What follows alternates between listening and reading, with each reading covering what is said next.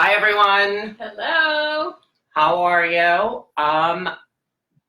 Yes, we're live. I was just making sure it looked a little different.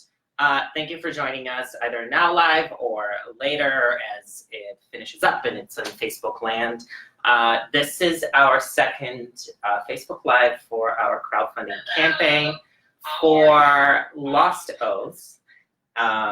And Lost Oaths is a short film that Ydaiber and I are producing alongside Leo Rod and Miguel Belmonte and Elizabeth Gonzalez, who were here last week to talk to us. And it's a very important project for us, very personal, and we have a lot of passion toward it.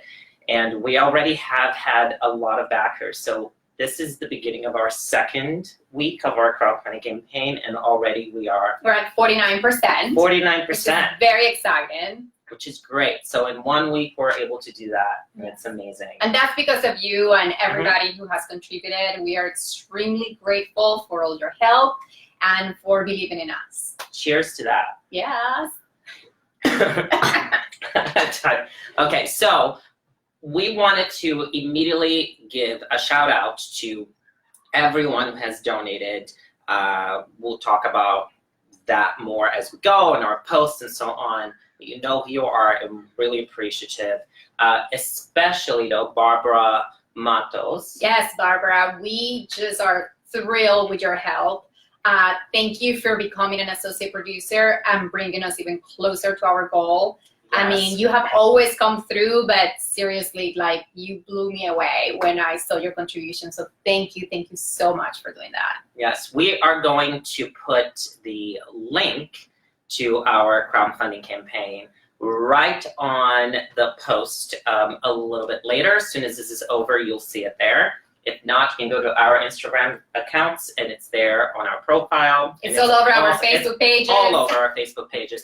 But yes, Barbara became an associate producer by contributing on our Indiegogo crowdfunding campaign, and one of the perks is to become an associate producer depending on how much you're giving. But I do want to make the point that any amount is a huge help, and I've been using that phrase over and over as I reach out to people, because it's true. Sharing the posts of that, sharing this right now, is very important, because it increases our reach of people, and also being able to even just send us good energy for our project, so that we are. So if you cannot contribute for whatever reason, that's cool. I mean, but please just share it with your friends. You just never know who would be interested in becoming part of our production. So thank you so much. Yes. Is that Sal? He's Sal. Oh, we want to say hello to Sal. How are you? Thank you so much. I'm expecting you to reply back. I'm like, where are you? How are you? Okay, so I wanted to talk a little bit about what life is like in LA as far as acting, and then also being like a multi-talented, interested artist. How you have come from acting, also diving into producing, not just diving into it, but actually doing it, and directing as well. And why is that important to you to dabble into all these different areas and facets? I have also done the same thing, so I just wanted us to talk just a little bit about that. Yeah, so in my case, I realized the other day that actually I started producing way too long ago. I didn't know what it was called. I was just pretty much gathering people to make things happen. And that was probably the beginning of what I'm doing right now. And I think that besides acting, producing is probably my next love. I think there's a certain set of skills that you should have as a producer, and I think that my background in hospitality has helped me to just transfer those skills. You know, it's pretty much like the same thing, but instead of doing an event, I'm doing a movie. So that goes for everybody else. You know, like, you might be working in a profession that you are having an interest in doing something creative, and you will be surprised how much of the skills that you already have actually apply to any art form. So it's all about, being creative and doing what you want with, a full heart. So I started producing officially back in New York. My husband, Leo, who is a big fan of horror films, and I started producing various amount of short films. And eventually we did our first short film through a crowdfunding campaign, just like this one, The rest of the films pretty much we finance ourselves. But this one in particular, called The Wailing, was a very successful crowdfunding campaign. And after we did The Wailing, we continued producing other small short films. I have a copy of The Wailing. Yes. I'm just saying. It's great. Yeah, so I was able to also produce theater in New York. And I believe that my first time directing was actually in New York when I was directing my friend Ron Sarkos in a one-man show. And it was the first time that I actually... Ron Sarkos. Oh, Sarkos, okay. Yes. And after that, I said, well, maybe one day I'll be able to try that, but in film. And I recently was able to do that. So you can really completely separate yourself one thing from the other because they're all connected.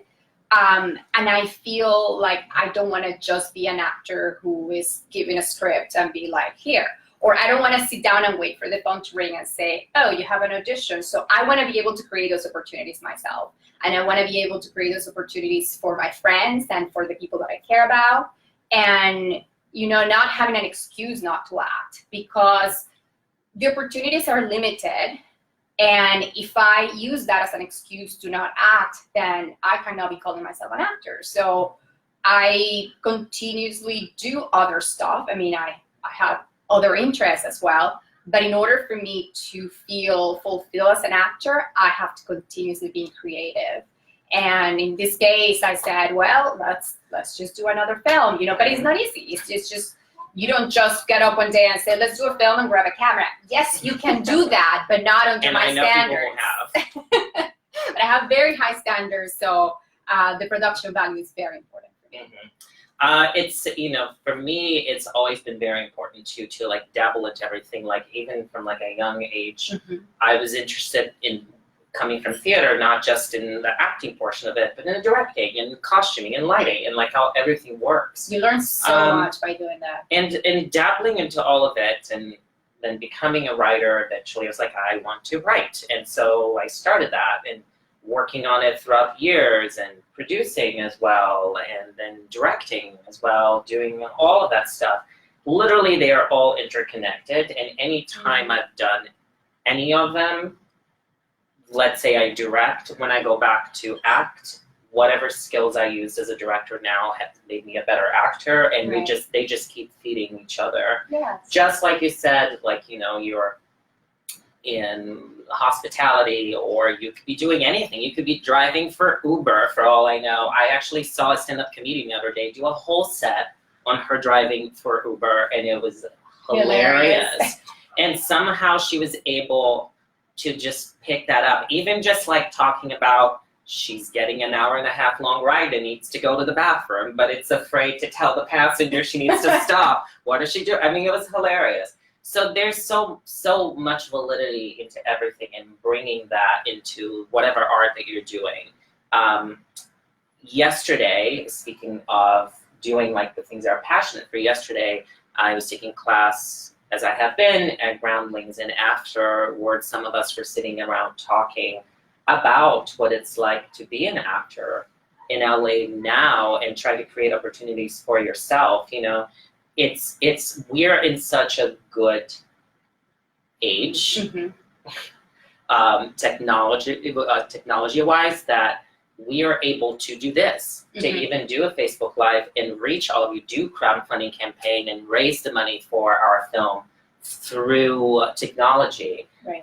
If we were living like in the 90s right now at this moment, you You just didn't have the resources to do Yes. that, and to use real film and all Mhm. that would be so expensive. And So it was very expensive. limited for most people to have access to the tools to be able to create Mhm. a And if you film. did a short film, the reach for that short film would be very minimal because you Right. couldn't put it online, you couldn't Yeah. put it on iTunes or Netflix or Right. whatever. You Right. had to put it in a festival or that's it. So And there is a saturation too, you Mhm. know, like with so much content being created, you know, it's like, well, why would I Why do we help do it? you instead of helping the other 10,000 films that are being produced every day, Mhm. you know? And I understand that, you know, it's like, I'm sure a lot, especially our people who are part of the entertainment industry, they're bombarded all the time with this type of requests. I get it, I completely understand. I'm sure I am. you are. Yeah. And you know, we try as much as possible to contribute with those projects, and I completely understand where that can become like overwhelming, like, oh, there's just another project. So I completely understand. But I think that also what is important for us and why we decided to do a crowdfunding campaign also is because this particular project is, the angle that we're taking is a story that is being told from a very diverse point of view without making it a stereotypical story. It's just a story that could be happening to any type of person, anywhere, at any time. So I think that's why it's so important for us, because I think that could inspire people that look like us, that sounds like me, to say, hey, why not? I could do that too. So I think that's the biggest inspiration for me, and that's why we're so passionate about the project, because it's like, we're doing this because probably nobody else is going to write it for us. So then guess what? We are going to write it for ourselves. Exactly. And there's no excuses anymore to do that. Even though it's saturated, that should not be an excuse for you not to do your art, you know. Exactly. And whoever you're working with, I'm sure artists have heard this a million times, but it's absolutely true. You never know who's going to come across your path later down the road. Ydaiber and I met 10 years ago. Oh no, more than that. At least 10 years ago, right? Well, 2007, I think I'm still 11 at least. 2007, Yeah. 2006, 2007. Yeah. And, So, and actually at least Andrew 11. it was a play that Andrew that he wrote, that he was directing, and that he was producing. So again, wearing different hats, you know. So it's good to go back and forth. Yeah, and we literally met. She auditioned for me, Mhm. and we did that project, and then here we are. Like, yeah, for you know, my friends in Orlando who are watching, listening, you probably actually watched that play. you probably did. Or you heard about it. Or Yes, and we probably handed you postcards in the Yes. Fringe Festival when we were doing that. Yeah. And so let's talk a little bit about what it's like to work with friends and try to find a group of people, because in my experience, and I'm sure it's in the experience of many, it is very difficult to find a group of friends that you can like actually count on when it comes to producing and putting together a film, a web series. This is our script, not just a random sheet of paper I erased in doing this, and to make sure that everyone's reliable, doing their part, and you know, coming through with the promises they've made, Right. or so on. And so for me, I feel like sometimes it's the people you least expect that you actually go, oh, I can work with this person really well, and I didn't realize that, and together there's this chemistry, or there's this, and let's do it again, and you keep doing it.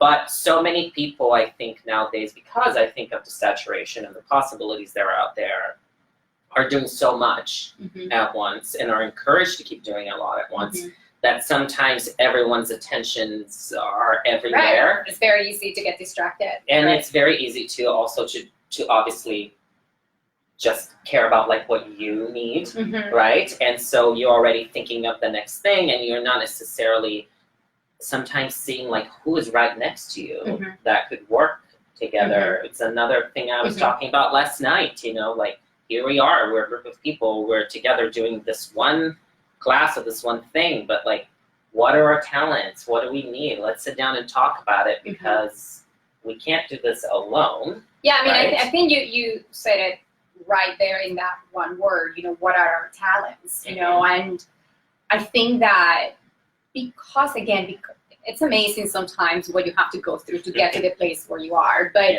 because of my background in hospitality, I have dealt with a lot of people. You know, I have dealt with a lot of customer service, but I also dealt with a lot of employees, you know, and that has allowed me to have a leadership radar that makes it easier for me to identify people who have those talents, and also to play on those people's strengths versus trying to fix or change people, you know. So I think that, and I think that's why I have also done work as casting director, because I have a very good eye to kind of like pinpoint where people are best at, you know. So in my case, I think that all the people that I'm working with right now, I have met or worked with in a different form, but I could tell what they could bring to the table that would complement each other versus competing, you know. So I think it's very important that you kind of let your ego check out the door, and then instead being like, okay, this is what I can do, but I know you're better at this, so why don't you handle this part? And it becomes this beautiful dance, you know, where everybody has something to contribute and something to do. So I think that's the key, you know, identifying those key people. And when everybody feels that they're given something positive to the project, then they won't flake.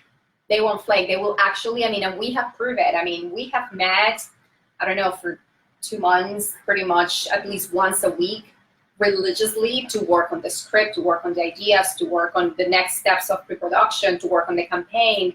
And we all have been there, you know, and it's remarkable, you know, to have that kind of commitment, because that tells you the amount of passion that each of us have. Yeah. And for example, I was mentioning to somebody, there's a song in the film that I wrote as well, and we were recording it yesterday, and so on and so forth. So shout out to my friend Will Caminada, who came and like was so amazing and got it done, and it's gonna be awesome.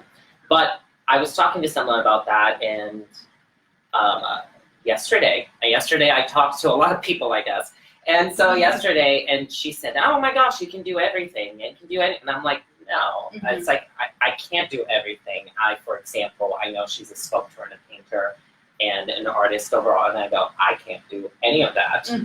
And even then, like, even if you are able to do various aspects of filmmaking and of theater or whatever, your expertise is always like 1 or 2 things, right? And so it's great for you to have that skill to check your ego out, to allow people who might have something as their primary expertise to come in and feed yours and you feed theirs. For example, I am working with Fiora, who's your husband, who you've worked with a number of times. And he and I are co-directing the film together. And it's very important to us to do that, to be able to learn from each other, to be able to check our ego at the door and sit down and come together. And that is very difficult to do. It is challenging, but I think at the same time it's very rewarding. You know, when you're able to manage it. It doesn't mean that we're not going to have disagreements. Of course we will. But it's just very refreshing, you know, to work with people that get you, that understand the vision, and that bring your vision even larger than what you thought. Yes, and Ydaiber was able to do that. She brought us all together for this. We all had an interest in doing something together, but then she's just like, well, this is the time. Let's talk a little bit about Phone Tales. Okay. So Phone Tales is a short film that is comprised of 3 stories that are interconnected, and I was there when the project was in its raw format. And we were doing a reading at a theater. We were all playing a bunch of different roles and trying to figure out how to make it come together. And Ydaiber directed and wrote one of the 3 vignettes, and also is starring in one of them as well, right? Yes. Yeah, it gets a little confusing because, you know, it's like, yeah, you did this and this and that, but this is the thing. It's one story that is not necessarily interconnected, but has one common theme across for the three vignettes. The three vignettes are independent from one another. However, the three main characters on each, so it's one main character on each of them, are named Sophia. They're all women of color, women of different religion backgrounds, different background in general, and they each have a story that is told through a phone conversation. The premise of the story came after we decided to think about what happens when you receive a phone call that changes your life. That was the premise, and from there we elaborated and came up with a lot of stories. So this was Lauren Escandon and myself, we worked together. And we, after doing that reading, we narrowed down the X amount of stories we had to 3.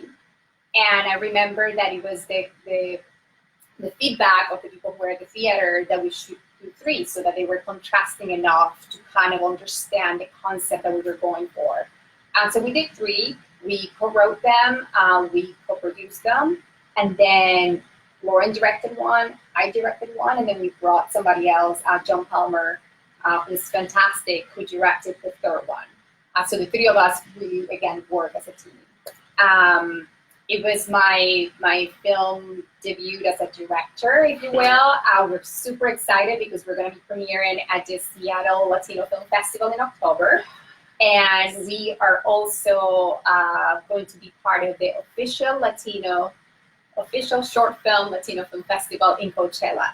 So if you can't travel to Seattle, you can make it to Coachella. You're in LA. Yeah. Coachella is not very far. Exactly, and I think it's going to be a lot of fun.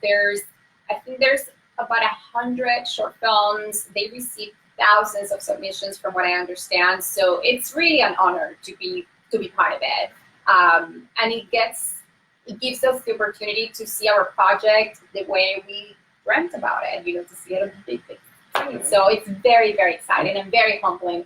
And yes, I do act in one of the vignettes, not the one that I'm directing, but I do act in one of the vignettes. Yeah, and it's great. I've already seen it because it's fun. Because I could, so I saw it. It's fun. It's great, and I'm gonna do my best to be Coachella. So look up that festival. If you can't be there, I'm gonna be there. Ydaiber's gonna be there. We'll Come send you say photos. hi. Let us know that you're there. Yes. I wanted to discuss a little bit more about crowdfunding and how important that is. As a writer, I was not given this mindset like growing up. As an actor, I was a little bit. As a director, I definitely was, and the mindset that like, oh, you can't do this alone. Art, you must do it together, blah, and so on and so forth. And it was only as I kept going through my life that I realized, oh yeah, you do need to have people read your work and give you feedback, and you have to be open and like change it. As a director, you have to talk to everybody, allow everyone to talk to you, and not just you like pointing fingers and telling people what to do. I think more than half of the job is just listening to what people are saying to you. And as an actor, it's like, oh, go away, but then you come in and you have everybody else and you have to feed off of everybody else. But you can't do art alone. And it does create like a bond between us. I mean, there are people I've worked with like literally over a decade ago who have donated for this project. Or have shared or have done stuff. And it's like, that happens not just because, oh, you happen to be Facebook friends, and it's because when you come together, you do something artistic with heart, and you care, and you do show up, and it creates a bond between people, right? And people remember what it's like to work with you, to have you next to them. And I remember what it's like to immediately, I remember the energy of that person and how things are. Yeah, right? yeah. I think that when you involve other people that are not necessarily part of the industry, they're just your friends, your family, your neighbor from 20 years ago. I think it gives those people who just happen to have a very different lifestyle, a different background, a different work, a different interest, it gives them a little opportunity to be part of something different. And I think that's why people get excited when they realize that, oh, my name is going to be in the credits of the film if I do this. And it sounds like something so simple, especially if you're part of the industry, I get it. But for those people who are not, it's exciting. It's like, I'm going to get to see my name at the end of the film because I contributed or I helped to make that film possible. So I think it's huge, guys. I mean, like, I think that's why crowdfunding has become such a thing. And I get it, again, there's so many crowdfundings for other things. But I think that for film, I don't know exactly when it started, but I can tell you this is my second campaign. Leo and I have been very careful about not making it a habit. And, you know, like I said, we have produced a lot of our own stuff from our own pocket. Yes. And which that's an important point as well, to like not just always be like, oh, I'm just gonna do something, so I'll just crowdfund it. Give me. No, so we have. Most of the films we have produced ourselves. Yes, there's a time to crowdfund and there's a time to not crowdfund, to make yourself put your money into it, and see what that does to you as well. Yeah, so when we did the crowdfunding for The Wailing, we were in New York, and again, it was a short film. We had a lot of people in New York who are, I mean, for those of you who are New Yorkers or have lived in New York, I mean, New York is full of artists, people who are willing to work for nothing, for pizza, because they love what they do so much. And New York pizza is good. And, you know, LA is a little different. You know, LA is business. And, you know, Lost Oaths being my second film to be produced here in Los Angeles, you know, I learned my lesson with Film Tales. You know, people are not going to work for free. And I understand that. As an artist, I don't want to work for free anymore either. You know, so I respect that, but then in order for us to take care of the people who are going to make us look good, then we need to pay them. And that's the reason why we are crowdfunding, and we have a very, very special location, but we still need props, we still need costumes, we still need makeup, we still need music. Pre-production, post-production. Exactly. So that's the purpose of it. I mean, I have seen short films that have been made with, I have made short films with $1,000, and I have seen short films made with $10,000. That doesn't necessarily indicate the value of the production. Even more sometimes. Way more. But it definitely makes such a big difference when you have somewhat a budget to be able to feed your crew properly, so that it's not just pizza. So it is very, very important to have the proper funds to have a successful production. For me, like, I always like to, like, you as well, but like a spiritual aspect to it.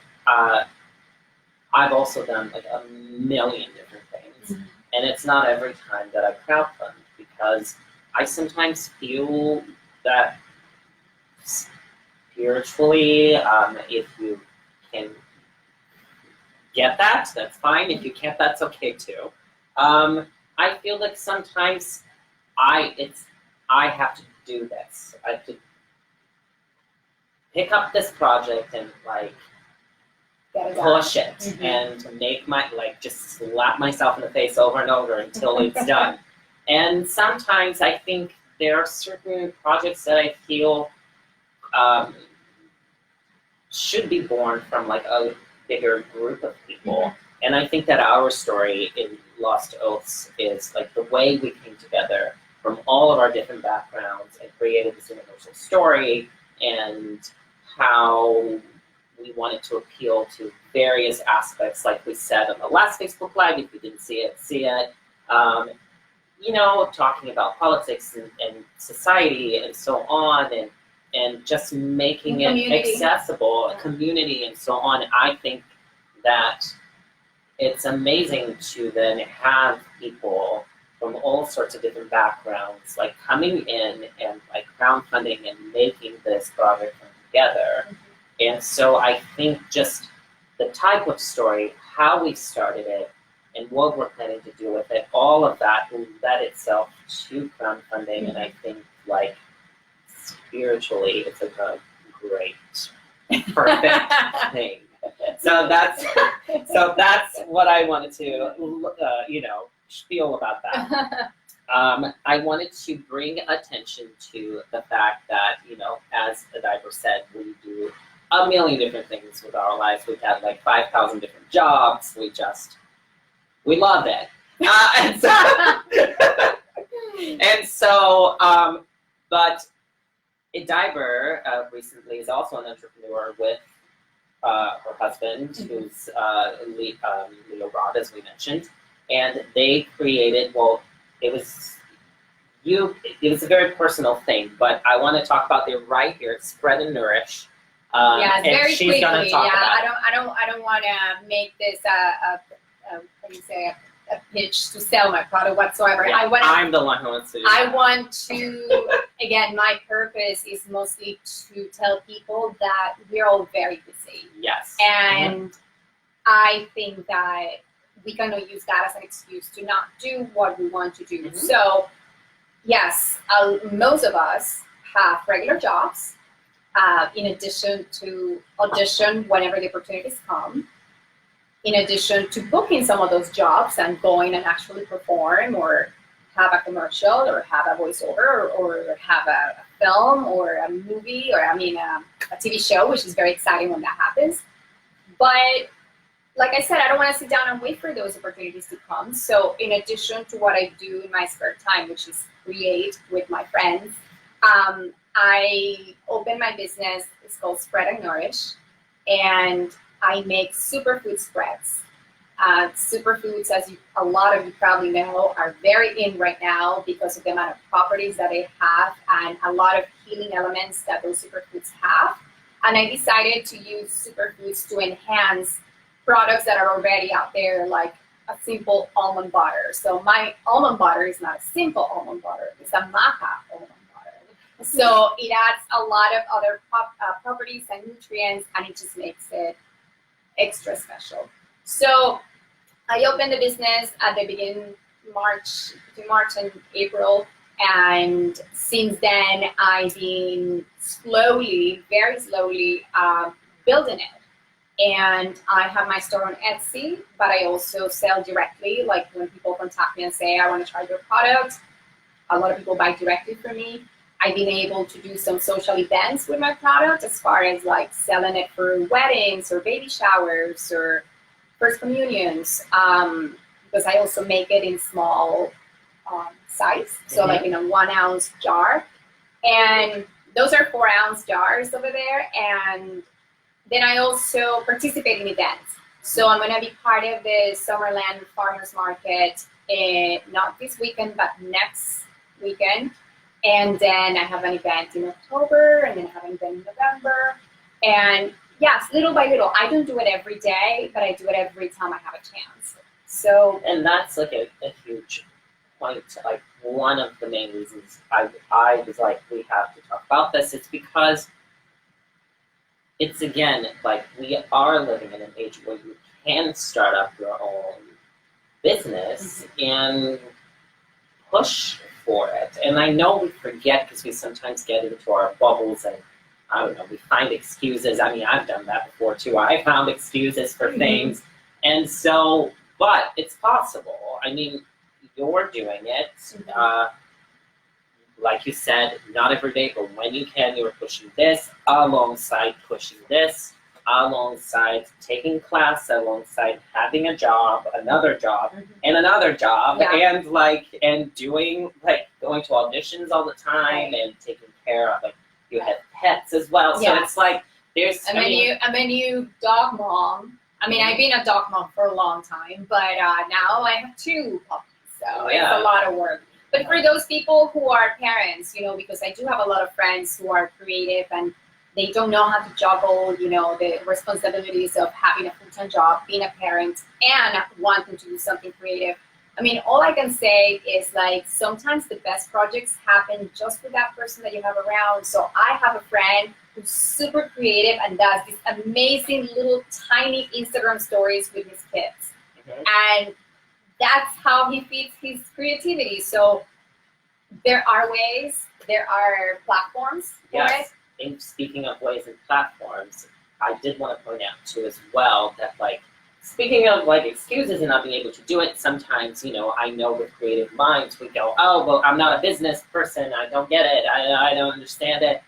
But even on SAG, the Screen Actors Guild, like building, literally like close to me right here, well, in LA, also in New York. I mean, there are workshops, there are things, I mean, you took some of those classes at the Actors Fund as well. matter of fact, you know, the beginning of this project came from having, it was called work watches, because I was looking to do something else, something different. And I mean, I didn't come up with the idea while I was there, but it's like one thing inspired the next. You know, they also have an entrepreneur program where, you know, you apply and if you get in, then you take all these classes for free.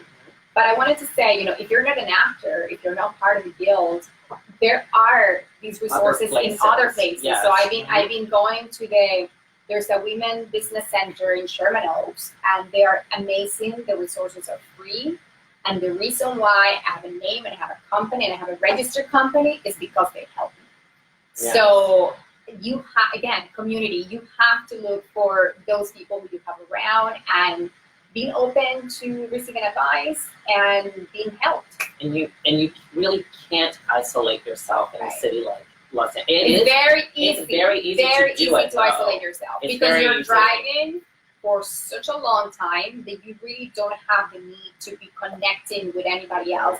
Especially, I mean, there was a time where I was just auditioning, and it was a privilege. You know, I was very privileged that I didn't have to have a job for a while, and I was only going to my auditions. It felt amazing, but at the same time, it was very lonely because I had no need to interact with anybody else. So it's very easy to isolate yourself, and you really can't. Like, don't allow yourself to do it. Yeah. I mean, I know I did it too at one point here in LA, and it's just kind of, I guess we learned something from that, but really is like, you know, whether you're a singer, or songwriter, or dancer, whatever you are, as well, you have to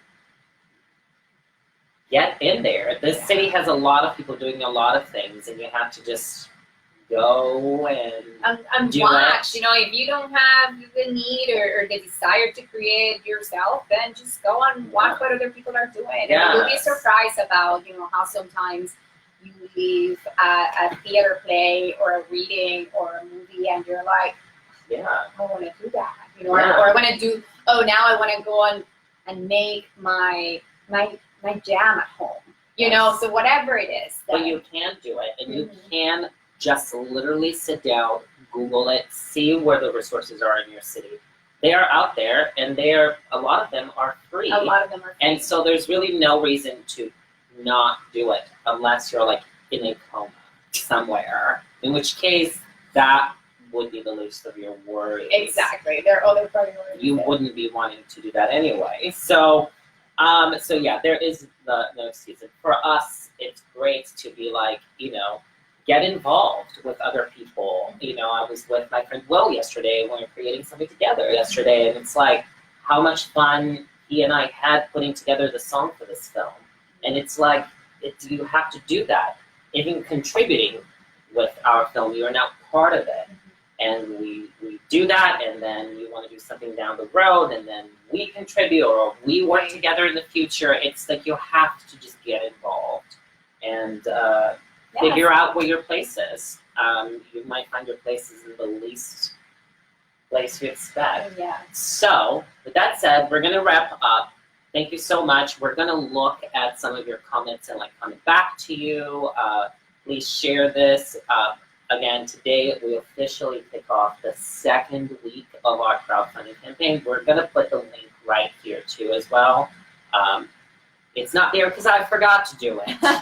So I'm going to do it as soon as we go off being live. And we raised, like I said, about half of the money that we Yeah, need. by tomorrow, we really hope to be by Past 50%. Yeah, we Yeah. need to pass that 50% mark. It will make a big difference. Yeah, because it's 50 or 49.50, let's say 50, but that also means we still have a whole other 50 to Yes. get to acquire. So, so it is needed, and we can't stop. We gotta keep pushing. So, thank you so much. Thank you so much for joining us. watching. Yes. Next week, we're going to be here at the same time, and I'm going to bring in another producer, actress in Lost Oaths, Elizabeth Gonzalez. Who's Who's going to playing be my here. sister. She's playing her sister in the film.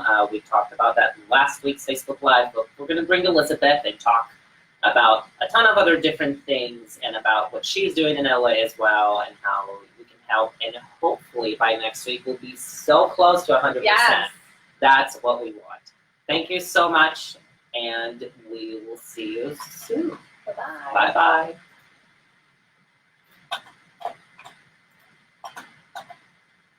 Now it's really bye. Okay.